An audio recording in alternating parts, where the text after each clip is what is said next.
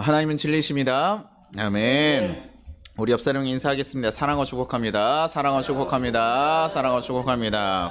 네, 이렇게 또 오래만 지난주에는 이렇게 한 줄만 보고 하다가 이렇게 또 같이 차니까 좋네요. 이게 또 같이 이렇게 인사할 수 있으니까, 네. 저희가 한두 명의 차이가 큽니다. 그래서 그래도 반갑게 같이 보고 같이 함께 할 수 있어서 그런 게 너무 좋은 것 같아요. 사순절에 저희가 계속 그 죄의 기능에 대해서, 죄의 상에 대해서 사실은 계속 나누고 있습니다. 그래서 어떤 모습들이 우리가 가지고 있는 죄의 모습인지에 대한 좀 얘기를 하고, 그래서 교회 왔을 때는 우리가 우리 가운데 있는 죄의 모습, 내가 놓치고 살았던 죄의 모습은 없나 좀 돌이켜보고 다시 한번 회개하는 그런 역사들을 하는 역할들을 좀 합니다. 그래서 뭐 세상의 죄도 분명히 있지만 좀 세속적인 그 죄하고 차이가 있지만 그런 것들을 짓지 않게, 더 큰 범위에 있는 그런 방향성을 놓치지 않고 짓지 않기 위해서 우리가 도전하는 걸 하기도 하죠. 그런데 또 교회 와서는 죄에 대해서 깨닫게 하고 이것이 니네가 잘못됐다라고 얘기하기도 하지만 또 반대로는 죄를 용서해 주는 기능도 있어요. 다 품어지고 괜찮습니다. 잘못하셔도 괜찮아요. 우리 다 모두 죄인이니까 하나님의 사랑 안에서 예수님이 용서해 주셨지 나 또한 용서하려 합니다 라는 그런 고백들로 같이 함께 하는 그런 공동체가 되어가려고 해요. 그럼 여러분 한번 생각해 봅시다. 어떤 이가요, 막 이렇게 우리 가끔 영화에 보면 그런 장면들 나오잖아. 어디 조폭 두목인데 막 분쟁에 물렸다가 도망쳤는데 꼭 어디로 도망쳐요? 이게 절이나 뭐 교회나 이런 데로 가잖아요. 그럼 여러분 어떻게 해야 됩니까? 여기 갑자기 누가 막 죄를 짓고 들어온 거예요. 누가 봐도 확실히 죄를 쳤어요. 그럼 그 사람이 왔을 때 교회에서 어떻게 해야 될까요? 이렇게 품어주고 상처 치료해주고 용서해주고 이렇게 품어줘야 될까요? 아니면 경찰에 빨리 신고해서 내보내야 될까요? 어떻게 생각하세요? 뭐 영화에서 보면 다 항상 치료해 주시죠. 뭐 그 종교인들은 거의 다 그렇게 항상 영화에서 보면 치료해 줘요. 묻지도 않아요. 어디서 뭐가 됐습니까? 하지 않고요. 다 치료해 준 다음에 치료됐으면 가세요. 왜 이렇게 물어봐요? 그래서 참 대단한 사람들이다. 왜냐면 우리 지금 이 교회에 누가 왔다고 생각해 보세요. 여러분 쉽지 않아요. 난리가 나죠. 이 교회에서요. 근데 그렇다고 해가지고 죄를 누가 봐도 지금 막 죄인인데 여기 뉴스에 나와, 막 TV에요. 그럼 여러분 어떻게 해요? 몰래 뒤에 가서 해요? 어떻게 해야 될까요? 교회는 죄인들을 용서해주고 품어주는 울타리잖아요. 그런데 또 죄인에 대해서 죄가 분명히 잘못된 것도 확실해요. 누군가는 그로 인해 피해를 받았잖아요. 어떻게 해야 될까요? 조금 더 다가오지 않으면 우리 한번 해볼게요. 성혜가 사업을 했습니다. 성혜가 사업을 했는데 성혜한테 사기를 쳤어요. 10억 정도, 10억은 너무 작네요. 한 100억 정도 사기를 쳤습니다. 야, 내가 그놈 잡기만 하나 언제 이랬는데요. 여기 교회에 있는데 갑자기 그 사람이 들어왔어요. 교회에서 예배 드려야 되니까 어떻게 해요? 그 사람 좀 도움이 필요한 것 같아요. 그러면 어떻게 해야 될까요? 성희자매 신고부터 할까요? 아니면 어떻게 같이 일단 예배고 뭐고 자시고 일단 나가서 병원 경찰서부터 갈까요? 아니면 여기서 같이 예배 드리고 일단 한번 얘기를 들어볼까요? 일단은 경찰서랑 갈 건데 그래도 얘기는 한번 들어보겠다 이 정도. 그래, 그래도 마음이 너무 얘기 들어보고 왜냐 도망갈까 봐 이게 노심초사스러운데 그래도 자기 얘기가 되면 되게 어려운 얘기라는 거야. 그래서 그냥 다른 사람이 얘기해 준 것들은 충분히 할 수 있는데 그 어려워요. 목사님이 어떤 결정을 했다. 아니 목사님은 맨날 사랑하라고 얘기하면서 어떻게 죄인을 용서하지 않아요? 품어주지 않아요? 좀 그 아픈 사람 먼저 치료해줘야 되는 거 아니에요? 근데 또 어떤 사람 치료해주고 그러면 목사님 어떤 죄인을 어떻게 그렇게 품어줄 수 있습니까? 잘못됐고 저 사람 때문에 지금 피해본 사람 몇 명인데 어떻게 해야 됩니까? 저 사람을 왜 품어줘요? 얘기하고 질책하는 수도 있어요.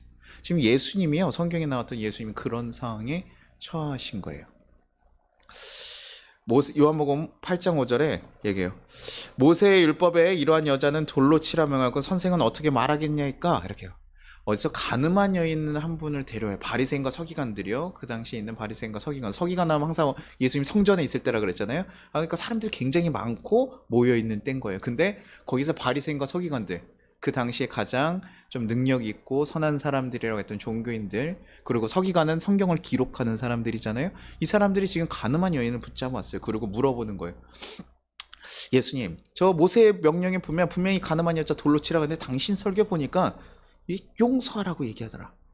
70번씩 7번이라도 용서해라. 7번씩 70번 용서해라. 이렇게 해서 무제한적인 용서. 우리가 가진 3번의 용서도 큰 사람이라 생각인데 당신 얘기 물어보니까 엄청나게 용서 많이 하라고 얘기하는데 당신은 어떻게 해야 됩니까? 선생이요. 물어보면서 그 사람 피할 수 없게 다 정중하게 물어보는 거예요. 분위기를 다 그렇게 만들었어요. 그래서 예수님께서 거기서 용서하라라고 얘기하면 당신 모세 율법을 어겼다. 많은 사람들이 있었다 그랬잖아요. 거기서 모세 율법, 그들이 이스라엘 백성들이 가장 중요시하는 그 율법, 그 중에서도 모세 율법이라고 하면 사실 모세 율법이 아니죠. 하나님 율법이죠. 그런데 모세가 받은 자신들의 조상 가장 중요하게 그 율법을 어기는 것이 되니까요. 평이 좋아질 수가 없어요. 그리고요. 용서하라 그러면 그렇게 지금 모세 율법 무시하는 자신들의 그 문화를 무시하는 일이 될 거고, 그리고 아니면 돌로 치라 그러면 어떻게 될까요? 야, 그래 모세 율법에 따라서 돌로 치라 그랬어? 그러면 당신 얘기하던 거랑 반대 아니냐?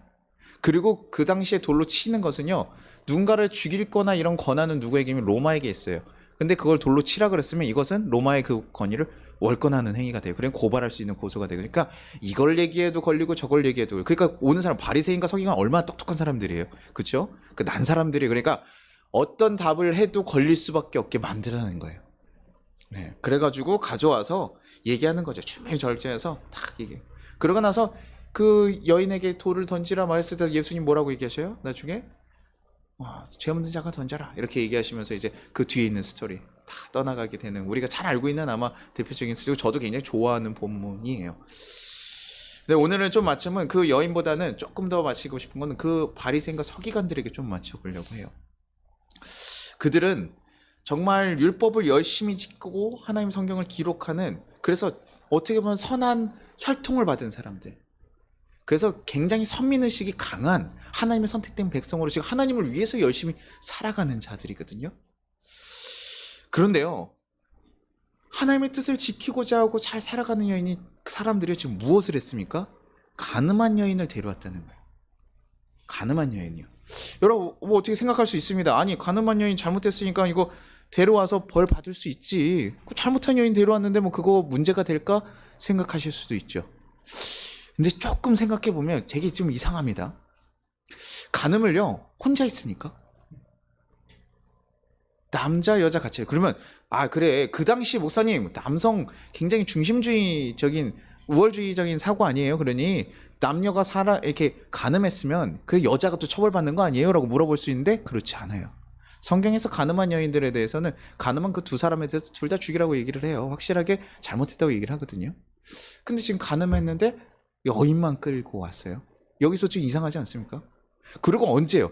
예수님이 성전에 올라와서 있을 때 그때 기가 막히게 때마침 딱 데리고 와요. 신명기 22장 어떤 남자가 유부녀와 동침할 것이 드러나거든 그 동침한 남자와 여자를 둘 다 죽여 이스라엘 중에 악을 제할지니라. 절대요 하나님은 그렇게 얘기하지 않아요. 조금 뭐 결혼하지 않은 사람이 했을 때는 이제 관계를 갖고 이랬을 때는 그 아비한테 돈을 주고, 왜냐면 죽이는 것보다는 그래서 새로운 가정을 만들고 서로 사랑하다가 그 욕구에 넘어갔을 때는 그럴 수 있으니 값을 치러서 데려와서 결혼을 해라라고 얘기를 하지만, 지금 간음이라는 건 보통 유부녀나 그 남편이 있는 상태에서 간음했던 그 관계를 맺었던 것에 대한 얘기를 하거든요. 그래서요 사실은요 이 간음한 죄를 딱 쳤을 때는요 누가 가장 먼저 돌을 던지냐면요, 여인이 만약에 간음을 했어요. 다른 그 결혼했음에도 그러면 남편이 죽여요. 남편이 가장 먼저 돌을 치고, 그리고 열을 받는 게 누구겠어요? 남편이잖아요. 그리고 남편이 없이 그냥 다른 사람에서 이 여인이가 없으면 누가 돌로 쳐 죽이냐면 가족들이 돌로 쳐줘요. 이걸 명예를 보호하는 거, 자기네 가족의 그런 문제를 자기네가 대신 딱 징벌함으로 그 명예를 지키는 법이 있어요. 근데 지금 이 여인 간음했으면 어떻게 해요? 그 자리에서 어떻게 돌로 쳐 죽었어야 되잖아요. 그 자리에서 돌로 치라고 얘기하거든요. 근데 현행범이니까. 근데 뭐예요? 아무도 치지 않았다는 거예요. 굉장히 이상해요. 그렇죠? 그렇다면 지금 이 여인의 상황을 살짝 이렇게 우리가 유추해 볼 수 있으면 무슨 상황이라고 생각할 수 있냐면, 여인에겐 남편이나 가족도 없는 상황이라고 볼 수 있는 거예요. 그러니까 지금 어떻게 보면요, 그 여인에게는요 보호자가 없는, 누구도 그 여인의 그 죄값도 물어서 치지 않는 그런 여인이라고 볼 수 있어요. 그래서 뭐 혹자는 그런 얘기도 합니다. 이거는 그런 소문이 있는데, 가늠한 얘기가 있고 스토리가 있는데 그것을 이때 바리새인들이 끌고 왔다라고 얘기도 합니다. 근데 그건 정확하지 않아요. 왜냐하면 예수님과 대화 가운데서 네가 이젠 죄를 다시 범하지 말라, 그 앞에까지 죄를 범하지 말라고 하기 앞에까지는 사실은 정죄할 자가 어디 있냐고 했을 때는 약자로 그냥 볼 수도 있거든요. 그런데 뒤에 봤을 때는 죄를 범하지 말라고 했을 때는 분명히 이것이 문제가 있을 수 있다고 생각해요. 그렇기 때문에 저는 죄를 분명히 지었던 부분들이 있을 거라 생각한다. 그래서 그런 소문이 있고 그런 부분이 분명히 있었어요. 그런데 바리새인과 서기관들이 어떻게 그녀를 왜 데려왔느냐? 그녀는 누구도 지켜줄 수 없는 사람이기 때문에 지금 자신들이요 그 당시에 그냥 직결 처벌하지 않고 예수님을 고발하기 위한 좋은 도구로서 이 여인을 데려왔다는 거예요. 여러분, 사람 앞에 데려왔다는 건 어떤 겁니까? 굉장히요, 사람 앞에서요 우리의 잘못을 드러내는 건 그 여인을 굉장히 멸시하는 일이에요. 그 여인을 굉장히 깎아내리고 죽이는 일이 돼버려요. 그러니까 2번 죽인다고 하잖아요. 우리나라에서도 사실 조금 문제가 있는 경우도 있죠. 죄 이렇게 그런 범죄했을 때 우리나라는 왜 이렇게 피해자를 안 지켜주고 이렇게 가해자를 좀 지켜주는지 좀 답답하긴 해요. 미국처럼 다 드러내고 좀 그 옛날에 약간 그런 거 보면 뉴스 같은 거 보면 우리나라 범죄자가 얼굴 그냥 냅다 이렇게 보여줬잖아요. 차라리 그때가 낫지 않을까 싶을 정도의 생각도 있어요. 뭐 인권이 있기도 하지만 기회를 주는 것도 있지만 그런데 지금 공개적인 사람들이 다 모인 자리 앞에 이 여자의 죄를 드러내면서 수치를 주는 일을 누가 하고 있는 겁니까? 바리새인과 서기관이 하고 있는 거예요. 지금 종교 지도자라고 하는 이들이 하나님 마음을 알고 있다는 이들이 지금 이렇게 하는 거예요. 근데 일부는 그걸 좋게 볼 수도 있습니다. 야, 저 가늠한 여인 잘했다. 저 잘못한 거 돌로 쳐 죽여야 되는데 잘 끌고 왔어라고 얘기할 수도 있어요. 잘못한 여인이잖아요. 그러니까 사람들이 그것에 대해서 크게 죄책감을 느끼지 못할 수도 있지만 지금 아픔이 있고 자기의 죄에서 쓰러져 있는 사람을 공개적으로 와서 한 번 더 죽이는 일을 하고 있는 거예요. 우리가 보면요. 막 도구처럼. 왜요? 그 여자가요 사회적으로 약한 위치에 있기 때문에. 왜 그렇게 합니까? 그 여자는요 그래도 되니까요. 그래도 되는 위치에 있기 때문에 내가 이렇게 막 달아도 크게 문제될 게 없는 사람이기 때문에 지금 예수님을 고발할 도구로 끌고 있는 거예요. 아, 거기 가는 그 소문 있었던 여인 있잖아. 그래, 예수님 하는데 그거 좋겠다. 끌고 와라. 현행범으로 잡혔는지 아닌지 몰라요. 간음의 소식이 있었을 거라고 저는 생각을 해요. 그 자리에서 밝혔으면 남편이 죽이거나 이렇게 했어야 되는데 그게 아니거든. 끌고 와서 그 앞에 드러내는 거예요. 그 더글로리 뭐 요즘에 저 2편 돼가지고 우리 성도님들도 보고 뭐 이러셨다는데 그게 한번 보면 이게 제가 싹 들어가긴 하더라고요. 그게 한번 보면 끊을 수가 없어요. 어디 기가 막히게 만들어야지. 그런데 거기 보면 그 사람들이 저거 유명한 잘 나가는 그 사람들이 그 괴롭힐 때 그 이유를 뭐라고 합니까? 제가 아주 소름 돋는 장면이 뭐냐면 그 문동원이랑 이렇게 이거 스포처럼 들어가면 되죠. 이게 그 광고에 많이 나오니까요. 그 박연진 씨한테 이렇게 얘기를 해요. 너에게 회개할 기회를 마지막에 준다. 너의 남편 때문에 회개할 기회를 한 번 준다라고 했는데 용서를 구하고 해라. 근데 그 박연진 뭐예요? 난 잘못한 게 없어 라고 얘기해. 왜 꼭 그렇게 생각하지? 난 잘못. 그 사람들은요 그걸 당연하게 여기는. 내가 그래도 되는 사람이니까. 너는 없고 약자니까 내가 너한테 그래도 되는 거잖아. 네가 없는 게 잘못이지. 부모 잘못 만난 것이 잘못이지 라고 생각하면서 그들을 당연하게 짓밟고 그것에 대해서도 뭐라고 생각합니까? 당연하게 괜찮은 거. 만약에요 그 가족 중에 뭐 엄청 유명한 사람이 있었으면 쉽게 그렇게 못했을 거예요. 함부로 못 대했을 겁니다. 근데 이게 그런 사람이 아니니까요. 그런 사람들에 대해서 괴롭히는 거거든요. 그래서 항상 그런 학폭 문제들 보면요 고아나 아니면 가족들이 잘 도와주지 않거나 재산이 없거나 아니면 말도 못하거나 부자인데도 당한 애들 보면요 당해도 그냥 말 안 하는 상처가 있어서 이런 마음이 있어서 그런 스토리 항상 나와요. 그게 뭐 꼭 드라마만 그런 게 아니라 세상에서도 사실 어느 정도 그런 이유가 있다라는 거예요. 아버지가 뭐 경찰청장이에요. 건들 수 있을까요? 못 건들죠. 경찰청장이고 아버지가 뭐 어디 유명한 뭐 이렇게 파이터 막 이래봐요. 건드릴까요? 못 건들죠. 이것을 그러니까 그 사람들은요 세상에서 어떤 힘이 세상이 어떻게 돌아가니까 힘의 논리로 돌아가고 그렇게 되는 것이 자신들의 특권이라고 생각하고 충분히 그렇게 했다고 생각하고 다른 사람들 봤더니 가늠한 여인을 와서 정죄하는 것은 잘했다고 얘기도 하니까 전혀 문제가 되지 않는다고 생각해요. 근데 이 정도 얘기하려면요 여러분 누군가를 정죄하려 그러면요 이 일이 굉장히 사실 쉬운 일이 아니거든요. 누굴 정죄한다는 건 뭡니까? 어떤 베이스의 의견이 그 사고가 깔려 있냐면 나는 의인이라는 생각이에요. 난 깨끗해. 지금 이 정도까지 하려면 자기는 정말 깨끗하다는 생각이 있어야지 얘기해요. 교회에서도 보면요, 가끔 어떤 문제에서 불가처하려면서 정죄하는 경우들이 있거든요. 교회 안에서 상처가 많아요. 왜냐면 교회에서 율법이 있기 때문에 그거 갖다가 판단하고, 야, 너 왜 용서를 못하냐? 야, 그걸 교회에서 예수님 그렇게 하라 그랬는데, 이건 너나 똑바로 하세요 얘기하고 싶지만 그게 그게 쉽지 않거든요. 근데 그 부분, 사실 사람들이요, 무언가 막 되게 정죄하는 그 부분에 상처가 있는 경우가 많아요. 그 부분이 아무렇지 않은 사람들은 그렇게 뭐라고 안 해요. 네, 보통 자기 안에 그런 것들에 대한 상처가 있을 때 그게 불편한 거예요. 그래서 거기에는 불가처화가 나고 일어나게 돼요. 내가 그게 불편해, 내가 그게 힘들었기 때문에. 그러니까 그건 어떻게 보면 상처가 많은 일, 자기의 상처. 그렇기 때문에 다른 사람의 상처도 더 크게 느낄 수 있는 거고 얘기할 수 있는 거거든요. 근데 교회 안에서 그런 문제들이 있어서 야, 잘못했어요 그러면 그 문제 자기가 잘 못하는 문제일 가능성이 훨씬 크거든요. 그러니까 정죄하는 거예요. 근데 지금 이렇게 사람들이 뭐라고 합니까? 막 정죄하는 거예요.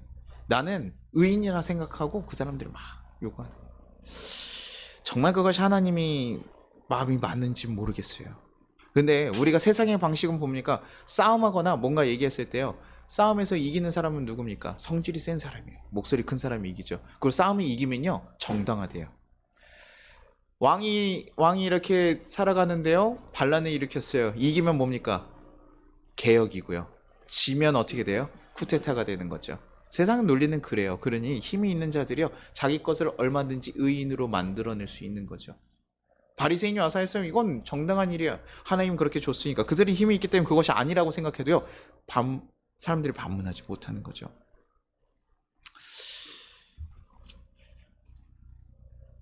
근데 하나님께서 정말 원하시는 게 이렇게 약한 자들을 멸시하고 도구로 사용하면서 살아가는 모습일까? 여러분들 보면 그 사람들 진짜 심하네. 목사님 바리새인들 진짜 심하네요. 그렇게 다른 여인들을 두고 왔어요. 근데 생각보다 우리도 그래요. 강약이라는 말 있죠. 강한 자가 약하고 약한 자가 강하다. 이 세상 사람들이 생각보다요, 누가 이렇게 조금 이렇게 비난하고 처세술에 굉장히 뛰어난 사람들에 대해서 이렇게 비난할 때도 얘기하는데, 생각보다 우리도 그런 모습이 많아요. 나보다 강하고 딱 센 사람 있으면 함부로 못합니다. 그 사람 직위가 어떤지 알면 함부로 못해요. 가끔 그 차 이렇게 영상 이런 거 보잖아요. 이렇게 블랙박스 이런 거 영상 보면 딱 갔는데 티코에서 내렸는데 누굽니까? 갑자기 막 등치가 이만하면요, 갑자기 겸손해져요. 막 두드리다가도요, 야, 어떻게 그런 거 보면 진짜 좀 웃겨요. 이렇게 돼, 야, 나와 막 두드리다가 갑자기 나와서 키가 190 막 넘는 사람 딱 일어나면요, 갑자기 죄송하다고 가요. 무슨 말인지 모르죠. 자기도 당황스럽고. 그렇죠? 차에서 내렸을 때 저 같은 사람은 막 만만하게 보고 얘기하는데, 오정시성 같은 성도를 딱 키 큰 사람 내리면 뭐합니까? 네, 죄송하다고, 우리 다음에 조심하자고, 이렇게 갑자기 웃으면서 말투가 바뀌거든요. 우리도 사실 많이 그래요. 회사에 갔는데 일하는 동료가 어때요? 사실 알고 봤더니 누구 로열 패밀리, 누구 회장님 아들이래요. 그럼 어떻습니까? 아유, 비난은 하더라도요, 그 앞에서요, 참, 그 앞에서 얘기할 수 있어요? 성혜야, 혹시 해본 적 있니? 가가지고 회사에 갔는데 로열 패밀리 있으니까, 당신 그거 아주 잘못된 거야, 그러면서 얘기해 본 적 있어요? 아니, 꽂고 조금 그런 부분이 있어도, 네, 얘기하죠. 내가 그렇게 하죠. 이게 쉬운 일이 아닌 거예요. 우리나라는 좀 특히 그래요. 우리나라는 특히 조금 그래서, 우리나라는 외제차 같은 거 타고 운전하면 뭐 하됩니까? 편하다고 하니까 사람들이 외제차를 그렇게 살려고 하잖아요. 길이 운전이 편하니까. 좋은 차들이 있으면 티코나 뭐 이런 거 타고 이렇게, 제가 무시하는 게 아닙니다. 저 스파크 타고 제가 다녔을 때, 정말 빨간색 스파크를 탔을 때 정말 화가 많이 나요. 네, 이렇게 운전을 저희 어머니 차를 자꾸 몰고 다니면, 제 차 몰고 다니다가 이렇게 어머니 차 몰고 다니면 가끔 이렇게 저 차를 잡을까? 라는 생각이 들 정도로 열받는 사람들이 가끔 있어요. 야, 이게 진짜 이렇구나. 이렇게 무시하고 들어오고 껴들고 봐주지도 않아요. 넣어주지도 않아요. 좀 깜빡 켜고 이러면 들어줘야 되는데, 우리나라 참 이런 문화가 많거든요. 우리들이 생각보다 그렇게 살아가요. 우리가 아니라고 생각하고 하지만 그렇게 살아간다. 예수님 믿고 우리 약자들 도우면서 살아갑니다라고 해서 우리가 어디 가서 섬기는 일들은 되게 신경 쓰고 하지만, 그래서 누구를 전제하고 잘못했다고 얘기해요. 왜냐면 그 잘못한 비난이 뭘 느끼게 하냐면요, 나는 의인이라는 생각을 만들어주기도 해요. 그러니까 비난을 잘하기도 합니다. 남들이 틀렸어, 내가 오라. 하면서 자기 걸 높이기도 합니다. 그래서 가끔 미스코리아 막 이런 거 보면 누가 됐으면 좋겠습니까? 저쪽이 됐으면 좋겠어요 라고 얘기하면서 깎아내리죠. 그렇죠. 저기가 됐으면 좋겠지만 근데 왜 그럴까? 이러면서 뭐 그런 점 얘기하잖아요. 서로 깎아내서 자기를 높이려고 하는 것들이 있다고요. 세상은 그래요. 우리도 생각보다 그래요. 근데요, 하나님을 정말 아는 빛과 같은 존재의 사람들이라면 어떻게 해야 됩니까? 하나님께서 그 약함에 대해서, 약한 존재들을 그렇게 마구 도구처럼 사용하면서 너의 정죄함, 의인을 드러내기 위하고 사람들을 고발하기 위한 도구로 쓰는 것을 하나님께서 기뻐하실까요? 아니요. 자신의 안위만을 위해서 어떤 수단과 방법을 가리지 않는 그런 파렴치한 모습에 대해서 하나님께서는요, 절대 기뻐하실 수 없어요. 왜요? 이들을 왜 지금 고소하려고 합니까? 예수님 잘못된 것 같아서요? 아니요. 바리새인들은 처음에 예수님을 지지했다고요. 근데 왜요? 예수님의 세력이 커지고 자신들과 약간 안 맞는 어그러진 거, 안식일 논쟁 한번 하면서 그때부터 기분이 나빠진 거거든요. 그러니 서기관이나 이런 그 되게 안 좋은 관계들, 그 사두개인들이랑 안 좋고 막 이런데도, 그런데도 불구하고 뭐 합니까? 지금 예수님을 딱 지적하려고 하는 거예요. 왜요? 그의 세력이 커지면 자신들의 위치가 어려워지는 거예요. 그러니까 지금 자신들이 선민이고 하나님의 백성이라는 걸 지켜나가고 그거를 증명하기 위해서요, 예수님을 깎아내리려고 한 거예요. 그 도구로도 뭡니까? 약한 여인들을 막 수단으로 사용해서. 이게 지금 우리가 예수님이 그 가늠한 여인 용서해 준 것도 있지만 지금 이 상황이요, 되게 기독교 믿는 이들의 가장 잘못된 모습 중에 하나라는 거예요.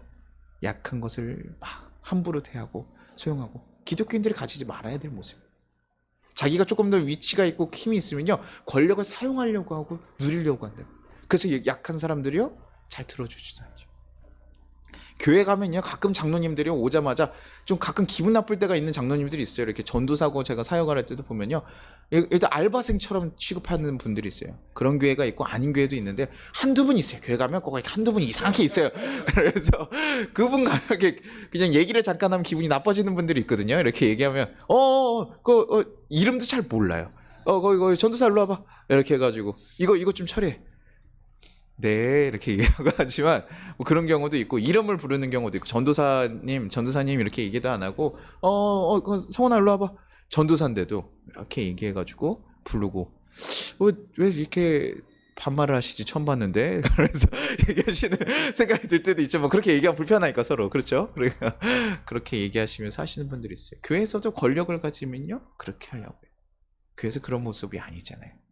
근데 우리는 그런 사람 뭐라요? 의인이라 얘기하고 선한 자라고 얘기할 수 있을까요? 장로님은 핏된 자리여야 돼요. 그리스도인은 빛과 같은 사람의 모습이어야 돼요. 근데 이 사람들의 행동과 이런 걸 봤더니, 바리새인들, 지금 그들이 예수님을 고소하러 온 바리새인들 어떻습니까? 빛이라고 할 수 있습니까? 의인이라고 할 수 있습니까? 아니요. 전 그들이 어떤 마음이었는지 모르겠지만 그들이 하는 방식과 하는 행태를 봤을 때 그들은 하나님의 마음을, 예수님의 마음을 모른다고 볼 수밖에 없어요. 차라리 안 하니만 못하. 그 예수님께서는요, 이런 상황 가운데 그 여인들을 어떻게 대했을까요? 약자로 온 그 여인에게 어떻게 대했습니까? 요한복음 8장 6절에 이렇게 얘기합니다. 그들이 이렇게 말하면 고발할 조건을 얻고자 하여 예수를 시험하리라. 예수께서 몸을 굽히사 손가락에 땅을 쓰시니 라고 해요. 예수님께서요, 땅에 갑자기 그 질문을 하고요, 사람들이 가늠한 여인들을 보면서 다 가늠한 여인들을 질책하고 있어요. 야, 저 가늠한 여인 돌을 쳐 죽여야지. 그러니까 다 돌을 잡고 막 지금 죽일 준비하고 있어요. 지금 누굴 보고 있습니까? 예수님 아니에요. 지금 돌을 들었다는 건 누굴 보고, 예수님께 돌 던지려고 들었을까요? 여자한테. 지금 여자가 가늠한 여인 왔다니까, 그러니까 사람들이 딱 그런 거예요. 야, 죄 지었대 이러니까요, 그 여인의 상황과 상관없어요. 죄를, 가늠한 여인이야? 저 돌로 쳐 죽여야지. 이 준비하고 있는. 그래서 예수님이 뭐라고 얘기만 하면 지금 돌로 쳐주라 그러면 돌로 쳐 죽이려고, 얘기 안 해도 돌로 쳐 죽일지도 몰라요. 그런데 돌 들고 있었어요. 근데 예수님이 뭐 합니까? 그냥 얘기해도 되는데 땅에다가 갑자기 글을 쓰셔요. 뭐라고 쓰셨을까요? 몰라요. 뭐라고 썼는지. 모르는 건 모른다고 얘기하죠. 어떻게, 제가 그때 보질 않아가지고. 아마 제가 지금 봤어도 몰라요. 히브리어 썼을 테니까 제가 모르죠. 몰라요. 뭐라고 쓰셨는지 모르겠어요. 그건 저는 그렇게 생각해요. 이걸 뭐라고 쓰셨는지 얘기를 성경에 기록하지 않는다는 건 우리가 몰라도 된다라고 생각해요. 근데 저는 이 역할에 대해서 생각을 합니다. 글을 갑자기 땅에다 사람이 쓰면 사람의 시선이 어디로 바뀝니까? 여인을 보다가요 예수님을 보기 시작하는 거예요. 예수님 뭐하지? 이 대답을 해야 되는데 예수님 땅에다 글을 적고 있어요. 사람들의 시선을 지금 자기한테 돌리는 역할을 하고 있어요. 뭐라고 적었는지 모르겠어요. 사람들이 어떤 찔림이 있는 얘기를 적었을지 어떤 얘기인지. 왜냐면 거기다 적은 걸로 끝났으면 그 다음번 얘기하실 필요가 없는데 분명히 얘기하시거든요. 그러니까 그 자체로는 사람들의 시선을 뺏어오는 역할. 무슨 내용인지 모르겠지만 그렇게 사람들에게 얘기하고 나서 뭐합니까? 8장 7절 그들이 묻기를 맞이 아니하는지라 이에 일어나 이르시되 너희 중에 죄 없는 자가 먼저 돌로 치라 얘기하시는 거예요. 그들에게 얘기하는 거예요. 변론을 해주는 거예요. 야 너네 죄 없는 자가 돌을 쳐라. 사람들이 돌을 내려놓은 건 이 말 때문이에요. 사실은 앞에 어떤 마음을 다잡는 얘기가 있을 수는 모르겠지만 일단은 가장 먼저 돌을 내리게 된 건 이 얘기거든요. 그러니까 이것은 우리에게 필요한 얘기인 거예요. 그러니까 지금요 예수님을 보시면요 아픔을 알고 정말 약자로서 와가지고 두 번째 모멸강을 당하는 사람을 대신해서 지금 예수님 뭐 하신 거니까 처음에 시선을 바꿔서 내가 대신 싸우겠다. 야, 너 들어가 있어. 내가 나의 문제로 바꿔버리셨어요. 그리고 돌을 내려놔라. 너 저기 있는 사람들 돌을 내라. 그러면 그를 위해서 뭐 해준 겁니까? 변론을 해준 거예요. 예수님한테 사실 크게 예수님 제자도 아니고 상관 있는 사람 아니고 그냥 데려왔으니까 가늠한 여인들 어떻게 해야 됩니까? 원래 죄 지었으면 돌로 쳐야 되잖아요. 잘못했잖아요. 돌로 치는 게 맞죠. 근데 지금 그를 위해서 대신 싸주고 지금 그 강자들에게 이끌려서 도구로 사용되는 그 여인 한번 잘못한 것을 분명히 죄값을 치러도 되지만 그럼에도 불구하고 지금 끌려와가지고 두 번째 죽임을 당하고 있는 그 여인을 보면서요 저자를 도와줄 사람이 아무도 없고 아무도 그 사람의 편이 되어주지 않는 그 외로운 싸움을 하고 있는 그 여인에게 뭐 싸움도 아니죠. 그냥 당하고 있는 여인이죠. 그 여인을 위해서 그 편에 같이 서주고 그래서 양보해주고 이게 되게 그런 거 예수님 모든 죄를 용서해 주지 아니잖아요. 예수님께서 분명히 질책하고 얘기할 때가 있거든요. 그런데도 불구하고 이 여인은 왜 그렇게 했냐? 이 상황인 거예요. 단순히 잘못한 것에 대해서 얘기하는 게 그게 아니라 지금 과하게 지금 그 여인이 이용당하고 당하고 있는 상황. 예수님께서 그것을 얘기해 주시는 거예요. 그러자 사람들이요 양심의 가책을 느끼면서 돌을 놔두고 떠나가게 됩니다. 그리고 요한복음 8장 10절에서 11절 예수께서 일어나서 여자의 아무것도 없는 것을 보시고 이르시되 여자여 너를 고발하던 그들이 어디 있느냐 너를 정죄한 자가 없느냐 이렇게 발음 꼬이죠. 대답하되 주여 없나이다. 예수께서 이르시되 나도 너를 정죄하지 아니하노니 가서 다시는 죄를 범하지 말라 하시니라. 그게 내게 야 너를 정죄하던 이들 어디 있느냐? 없지 않냐. 나도 너를 정죄하지 않을 거야. 그러니 이제는 가서 죄를 짓지 마. 그를 어떻게 하는 거예요? 그의 죄를 용서해 주고 계신 거예요. 분명히 죄가 있음에도 불구하고 용서해 주겠다는 거예요. 어떻게 보면 위로로 볼 수도 있지만 지금 그 죄에 대한 것, 그녀의 부족함, 억울함, 속상함, 부끄러움 그 모든 것들을 다 용서하시고 이제는 야 그런 아픔 겪은 거 아는데 내가 알아. 이제 너에게 새로운 삶을 줄 테니 새롭게 살아라.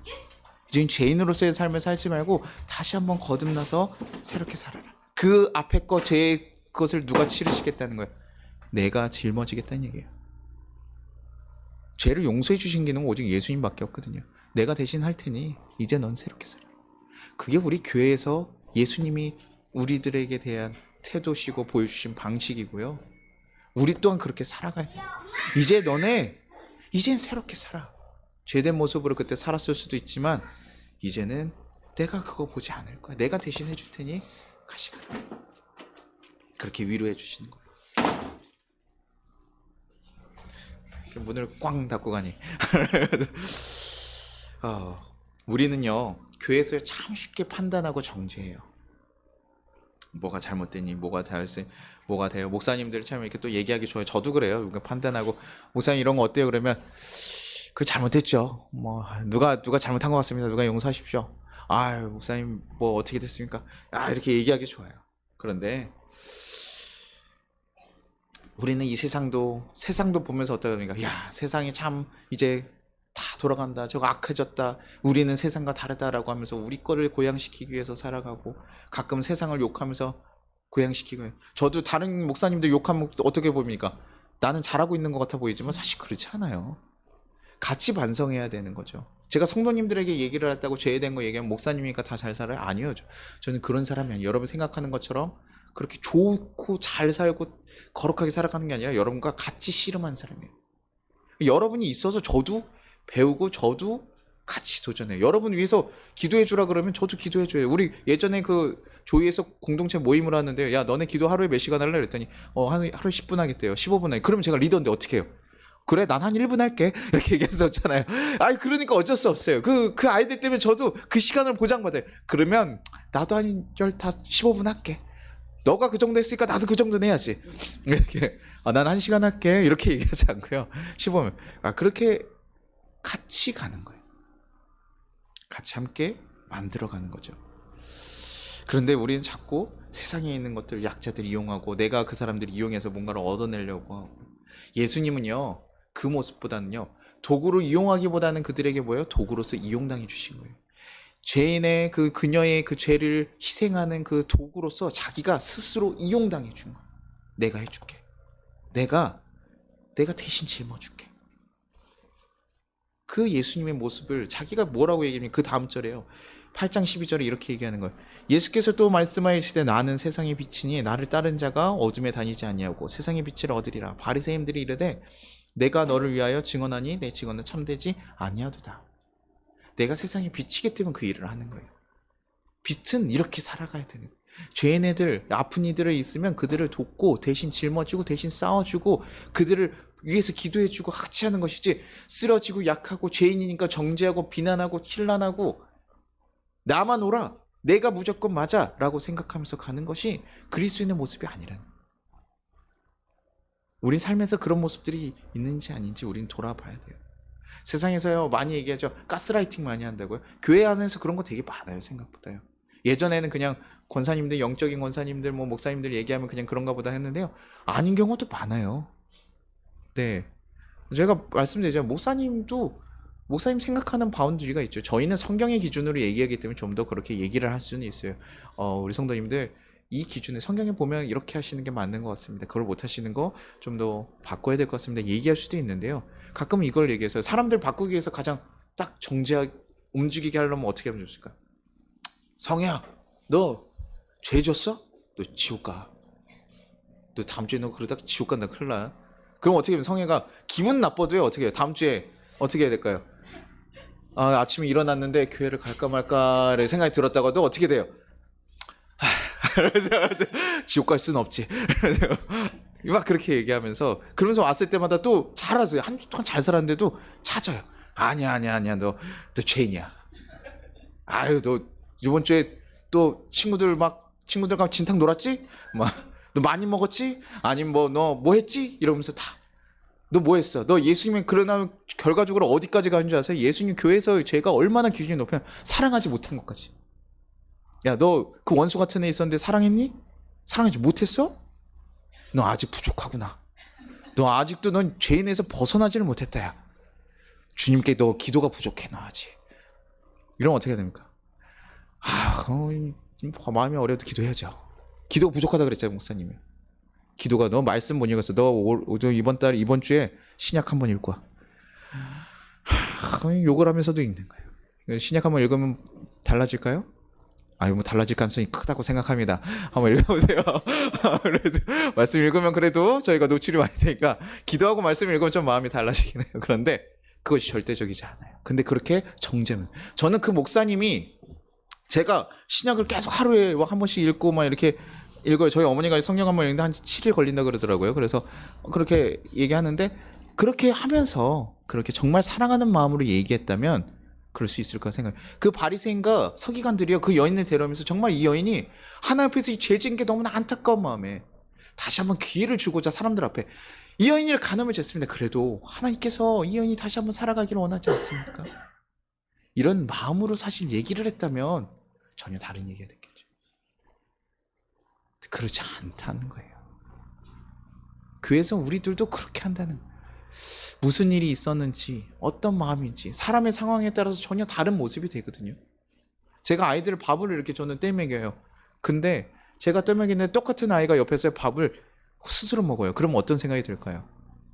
저쪽 아이 부모는 왜 애들을 이렇게 떠먹이나, 애들 버릇 안 좋게 이렇게 생각하나 이렇게 생각할 수도 있고, 이쪽 엄마는요 아직 애기인데 저거를 왜 이렇게 먹여가지고 불편하게 하나. 사람마다 똑같은 거 보고 다르게 생각할 수 있거든요. 근데 혹시나요 이게 사람이 몰랐을 때는 애가 막 그래요. 제가 만약에 저희 아이들 한 20대 됐는데도 떠먹여요. 그럼 좀 이상하죠?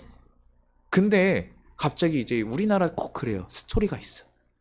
우리 아이들이 사실은 어떤 아픔이 있어가지고 그 아픔을 봤는데 엄마가 너무 마음이 아픈 거예요. 그래가지고 항상 이게 떠먹고 이런 게 불편하니까 내가 떠줘. 그거 알면 사람들이 다 달라지잖아요. 그쵸? 우리는 겉에 것만 보고 그 사람의 사정이나 속 얘기를 들어보고 사실은 그런 것을 들어보고 충분히 판단해야 돼요. 그리고 잘못된 것이 있으면 잘못된 건 얘기해야죠. 그것이 그가 바르게 가야 된다고 하면 얘기해야 됩니다. 하지만 우리의 마음은 그냥 정죄하기 위한 거. 내가 더 의인이고 높으니까 정죄하기 위한 것이 아니라 내가 정말 예수님과 같은 마음으로 그 여인을 대신해서 싸워주고 도와주고 싶은 마음에 근데 이거 끊어야 될 것 같아. 이거 끊어야 될 것 같아. 아버지가 아이가 막 마약을 하고 왔어요. 그럼 어떻게 됩니까? 용서해 줘야 되죠. 아이 목사님이 용서해 주라 그랬는데 어떻게 해요? 성혜야. 오늘 성혜만 자꾸 물어봐서 미안해요. 내가 오늘 이렇게 좀 블링블링하고 오늘 너무 이쁘게 하고 와가지고 내가 이렇게 계속 자꾸 눈에 띄나 봐요. 예. 자녀가 나중에 낳는데 애가 마약을 해. 그러면 어떻게 해야 될까요? 마약은 우리나라 좀 너무 좀 우리 아이들이 클 때쯤은 익숙해질 수 있어요. 우리나라 지금 벌써 마약이 심해지고 있습니다. 근데요, 어떻게 해야 됩니까? 예수님의 사랑을 용서해야 되죠. 품어야 되니까 그냥 놔둘까요? 어떻게 해야 돼요? 신고해야 돼요. 어떤 여인분한테 그런 거 있어요. 아, 사람들 결혼하기 전에 동거 같은 거 한번 해보는 거 좋을 것 같아 라고 얘기하는데 유튜브에서 근데 그 아들을 물어봤어요. 그 아들이 커서 동거한다 그러면 안 돼! 이렇게 얘기하더라고요. 안 된다고. 아, 이거 안 되는 일이네요. 갑자기 얘기를 하면 바꾸더라고요. 그래서 얘기했는데 자기 자식이나 걸리면 용서하고 다른 사람 얘기 들으면 아무 상관없을 수 있지만 용서한다는 게 무조건 놔둘 수 없는 일. 그 아버지가 어떤 마음으로 얘기하는지 어떤 마음으로 돌로 치는데 우리 하나씩만 들어서 칩시다. 이제는 그리고 너가 다시는 죄를 짓지 않도록 깨어나서 했으면 좋겠어 라고 얘기한다면 그게 맞아야죠. 그런 정죄함이 있다라면 건강한 정죄라고 할 수 있겠지만 우리 마음 가운데 정말 그것이 있는가? 우리는 정말 의인과 같은 빛과 같은 모습으로 그렇게 살아가고 있는가? 우리가 세상에 의인이라고 얘기하면 자꾸 옛날부터 교회는 전도하고 사람들을 증거해서 사람들 데려오면 의인이라고 했어요. 영혼구원 1등. 성애가 갑자기 3명 데려왔어요. 그러면 이 친구가 만약 한 100명 데려왔다. 100명 데려왔어요. 근데 성애가 저랑 호프집에서 만났어요. 그럼 어떻게 될까요? 야, 너가 또 전도하려고 이렇게 열심히 사람들과 관계를 맺는구나. 아, 그래도 봐줘요. 영서야. 너가 그래도 하나님 상급이 많으니까 이 정도. 아니요. 잘못된 건 잘못된 거야. 아니야. 성애가 끊었으면 좋겠어. 뭐 멈췄으면 좋겠어. 얘기할 수 있어야죠. 이것이 그것으로 포장되면 안 되는 거거든요. 우리는 꼭 그런 식으로. 근데 우리가 진짜 빛이 된다는 것은 약함으로 쓰러져도 괜찮아요. 저 술 하나 먹는 것도 뭐라고 하지 않습니다. 그런데 선한 마음으로 가지고 우리가 살아가는 예수님의 마음을 가지고 어떻게 하려면 시도와 방식과 방향은 있어야 돼요. 원수가 있는데 원수를 어떻게 합니까? 무조건 용서해야 된다? 아니요. 그 기준이 아니라고요. 용서하고자 하는 그 마음을 가지고 시도하는 거예요. 안 됐을 땐 하니까 또 구하고 또 구하고 또 구하고. 저도 그래요. 제가 목사인데도 목사님 저는 참 사랑하는 마음이 없어요. 하나님 좀 주십시오. 목사인데 아주 제 삶에 작은 문제 있으면요. 목사가 어떻게 됩니까? 주일 예배 준비할 때 어떤 마음이 있어야 될까요? 오늘도 복음을 전하기 위해서 한 영혼 생명 구하리. 그런 마음이 뜨거워가지고 얼른 설교 하고 싶고 막 전하고 싶고 그런 마음이 있어야 된다고 하시더라고요. 어른 목사님들이. 그래서 그런 마음이 있어야 된대요. 그렇게 그런 막 정말 근질근질 해가지고 전해야 된대요. 근데요. 삶의 작은 문제 하나만 걸리면 어떻게 돼요? 하루 종일 그만하세요. 오면서요. 이걸 어떡하지? 저도 그래요. 약해요. 근데 그럼에도 불구하고 다시 어떻게 해요? 예수님 다시 앞에 돌아갔을 때 예수님 마음으로 다시 한번 달라고. 제가 목사인데 하나님 참 부족하네요. 하나님 다시 한번 제게 그런 마음을 주십시오. 성도들을 위해서 기도할 수 있는 마음 주십시오. 성도들을 위해서 품을 수 있는 마음 주십시오. 말만 하는 자 되지 않고 저 먼저 변화되고 저 먼저 품을 수 있는 자들 되게 하십시오. 가정에서 어떻습니까? 가정에서 우리는 어떤 역할입니까? 약자입니까? 강자입니까? 직장에서는 어떻습니까? 강자입니까? 약자입니까? 우리는 그때 어떤 모습으로 살아가고 있습니까? 꼭 원수만 그런 게 아니라요. 어떤 모습으로 살아가고 있습니까? 우리가 정말 예수님이 어떻게 그 약한 자를 위해서 대변해주고 품어주고 대신 변론했던 것처럼 우리가 약한 자들을 이용하고 도구로 사용하고 멸시하는 자들 한낱에 약해 여기는 것이 아니라 그와 같이 자리로 내려가기를 원하고 그들을 변론해주고 그들을 기꺼이 내가 도구가 되어서 이상한 왜 이렇게까지 하시냐고 얘기 들을 수 있는 그런 자들이 되기를 바라요. 그렇게 정말 빛과 같은 사람이 되기를 원합니다. 그것이 그리스도인이에요. 그것이 예수를 믿는 사람들이에요. 종교 지도자, 선민의식, 교회를 다니고 집사, 권사, 장로? 아니요. 예수님의 마음을 가지고 예수님의 뜻을 따라 행할 수 있는 자들. 그 자들이 빛입니다. 예수님이 가셨던 그 길 여러분들 같이 걸어가기를 간절히 소망합니다. 우리 같이 찬양하도록 하겠습니다.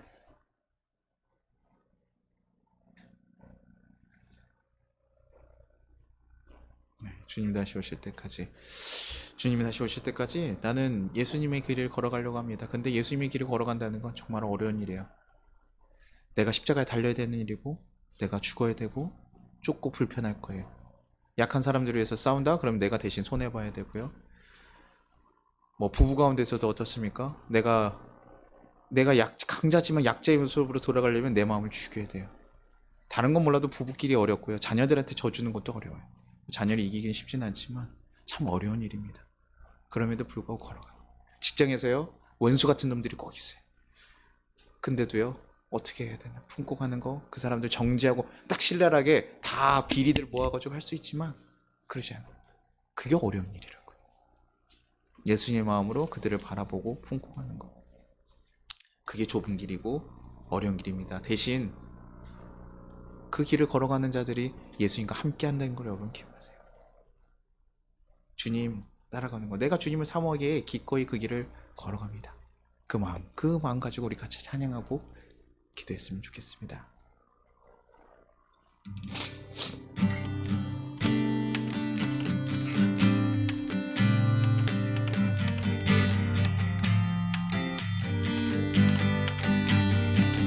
주님 다시 오실 때까지, 주님 다시 오실 때까지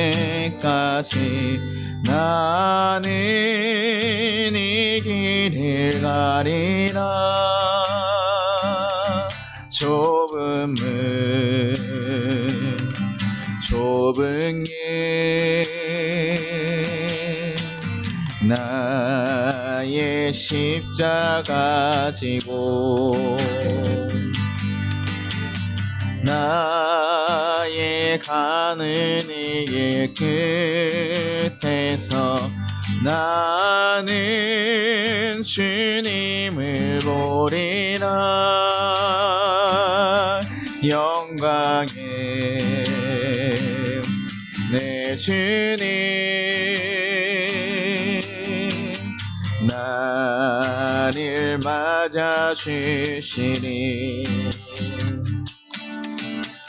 주님 다시 오실 때까지 나는 일어나 달려가리라. 주의 영광 온 땅 덮을 때 나는 일어나 노래하리. 내 사모하는 주님 온 세상 그지시라. 내 사모하는 주님 영광의 왕이시라. 내 사모하는 주님 내 사모하는 주님 온 세상 은으시라. 내 사모하는 주님 영광의 왕이시라. 주님 다시 오실 때까지 나는 일어나 달려가리라. 주님 다시 오실 때까지 나는 일어나 달려가리라. 주의 영광 온 땅 덮일 때 나는 일어나 노래하리. 내 사모하는 주님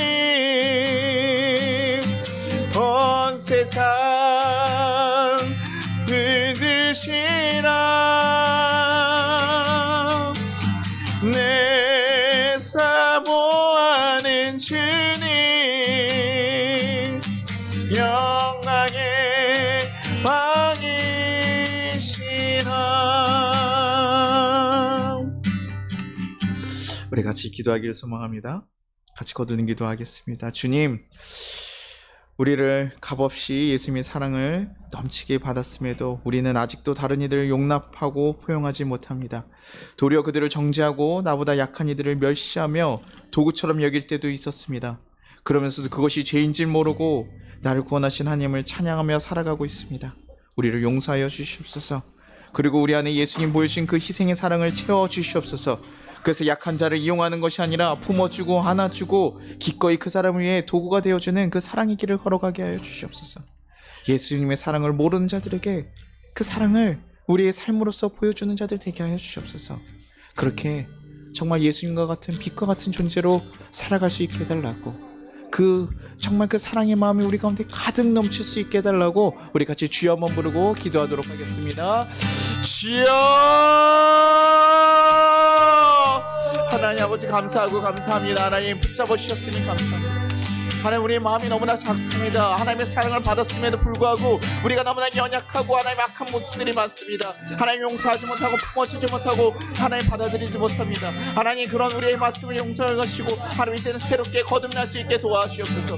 새롭게 변화될 수 있게 도와주시옵소서. 하나님 앞에 바로 서면 바로 걸어갈 수 있도록 주여 도와주시며 그의 길로 온전히 살아갈 수 있도록 주여 도와주시옵소서. 하나님 예수님의 사랑으로서 우리에게 본을 보여주셨음에도 불구하고 우리는 아직도 바리새인과 같은 모습으로 사람들을 정죄하고 판단하며 하나님 나만 의인인 것처럼 살아갈 때가 많음을 고백합니다. 주님 이제 바꿔주시옵소서. 주님 바꿔주시옵소서. 주님의 길로 온전히 걸어갈 수 있게 하셔서 주여 뜻대로 살아갈 수 있게 하시고 주님과 함께 걸어갈 수 있는 그 걸음을 걸어갈 수 있도록 주여 도와주시옵소서.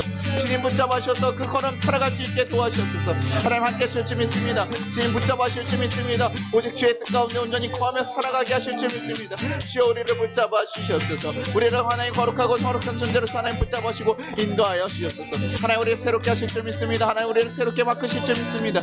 오직 주의 뜻 가운데 온전히 거하며 살아갈 수 있는 하나님의 귀한 자녀들로 이끌으시고 이끌어주실 줄 믿습니다. 주여 지켜주시옵소서. 우리 가운데 사랑의 마음을 가득 채우시고 변화의 마음으로 살아갈 수 있도록 주여 지켜주고 인도하시옵소서. 하나님의 거룩한 영혼을 온전히 체험하며 살아갈 수 있는 하나님의 귀한 사랑의 자녀들 되게 하시며 우리의 삶의 자리에서 사랑의 통로로서 온전히 살아갈 수 있는 귀한 백성들 될 수 있도록 주여 도와주시옵소서. 하나님께서 함께 하실 수 있습니다. 우리 안에 있는 크고 작은 문제부터 해결해 주시고 우리 가운데 그것이 문제가 되는 것이 아니라 정말 선한 마음으로 가득 차시고 주여 우리를 먼저 변화시켜주고 인도하여 주시옵소서.